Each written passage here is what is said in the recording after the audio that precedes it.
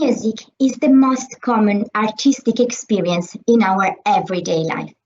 This is even more clear now in time of pandemics when we are downloading and sharing more video and musical recordings than ever. Music has impacts in our lives in many different ways. It is a substantial part of our cultural identity, but it is also something that plays a relevant role in shaping our social life. It can also be a channel of communication and expression. All these consequences come just from one single ground, namely the experience to listen to music. But what kind of experience is it? Many of you would think that I have to seek an answer to this question looking at the scientific literature.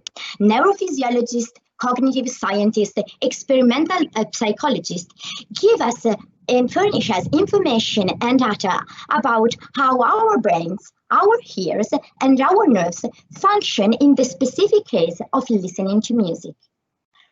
But could you be happy to describe your experience of listening to Yellow Submarines using this kind of terminology? I don't think so. You would probably think that something with this terminology, scientific terminology, would go missing. What is missing there is probably your sensation, your emotion, and finally, your perceptual experience. This is exactly the point in which philosophy comes into. With my project, I aim to create an account of listening to music in which I can put together and connect your first-hand experience of listening to music with the scientific data that come from scientific literatures. How I can do that?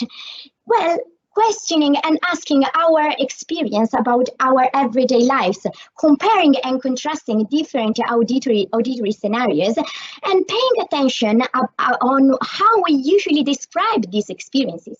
An example. Have you ever thought about the differences between hearing and listening experience? Then take the case in which you are in the situation in which you went to a concert hall, listening to your favorite symphony, and compare this case with the time in which your neighbors decided to buy new Metallica's album and listen to it at not exactly a pleasant volume.